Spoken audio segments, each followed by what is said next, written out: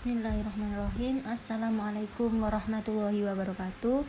Perkenalkan, nama saya Elis Nur Faida. Saya dari Offering D23. Di sini saya akan menjelaskan tentang hukum bersentuhan kulit wanita dan pria. Dan di sini terdapat 4 madzhab fikih yang terkemuka. Mereka adalah Imam Hanafi, Imam Malik, Imam Syafi'i, dan Imam Hambali. Dalam menyikapi hal ini, mereka memiliki pendapat masing-masing, dan di sini saya akan menjelaskan secara satu persatu. Yang pertama, ada pendapat dari Imam Hanafi. Dalam masalah bersentuhan kulit antara pria dan wanita, mazhab Hanafi berpendapat bahwasanya menyentuh wanita tidak membatalkan wudhu, kecuali ketika bersentuhan menimbulkan syahwat sehingga menyebabkan seseorang keluar cairan yang keluar sebelum keluarnya sperma. Yang kedua, ada pendapat mazhab Imam Malik. Imam Malik radhiyallahu an adalah salah satu mazhab yang paling dominan di Madinah, karena beliau asli putra Madinah. Dalam mengambil dalil dan argumen, Imam Malik lebih mengutamakan tradisi penduduk Madinah waktu itu, karena Imam Malik yakin bahwa penduduk Madinah lebih mengerti sunnah Rasulullah SAW, sebab sebagian besar penduduk Madinah adalah putra-putri keturunan sahabat Rasulullah SAW dan lebih tahu kebiasaan dan ayahandanya. Dalam pandangan mazhab Imam Malik, bersentuhan kulit antara pria dan wanita tidak membatalkan wudhu kecuali disertai dengan syahwat. Dengan demikian, jika bersentuhan biasa seperti kebiasaan yang ada di Indonesia, bersalaman dan tidak disertai dengan syahwat tidak membatalkan wudhu.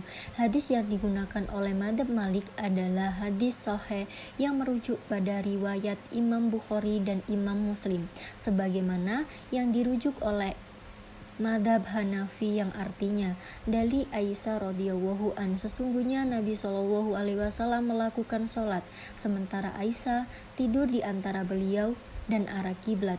Apabila Nabi SAW hendak sujud, beliau geser kaki Aisyah. Hadis riwayat Bukhari dan Muslim.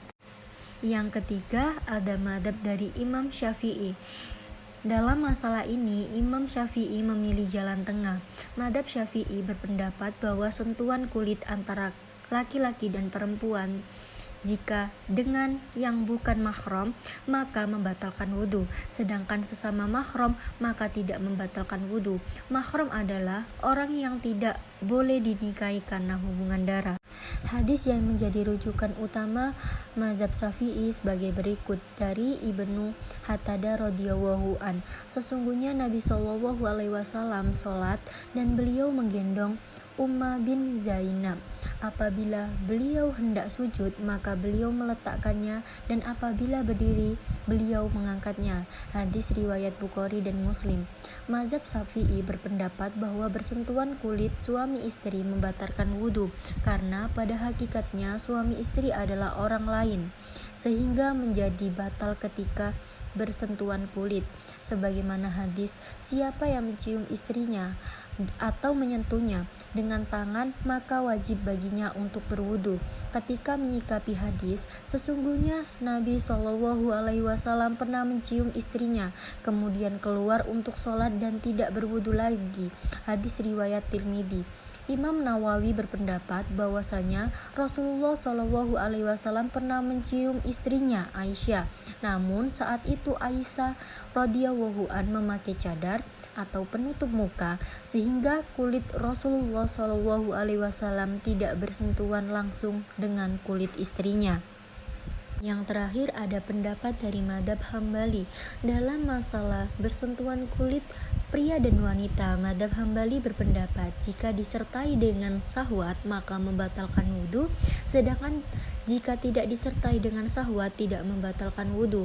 Salah satu hadis atau dalil yang digunakan mazhab Hambali adalah riwayat Imam Bukhari dan Muslim dari Aisyah radhiyallahu an. Sesungguhnya Nabi SAW melakukan sholat sementara Aisyah tidur di antara beliau dan arah kiblat. Apabila Nabi SAW hendak sujud, beliau geser kaki Aisyah. Hadis riwayat Bukhari dan Muslim. Itu tadi merupakan penjelasan dari saya, kurang lebihnya saya memohon maaf yang sebesar-besarnya. Wallahul muwaffiq ila aqwamit thoriq. Assalamualaikum warahmatullahi wabarakatuh.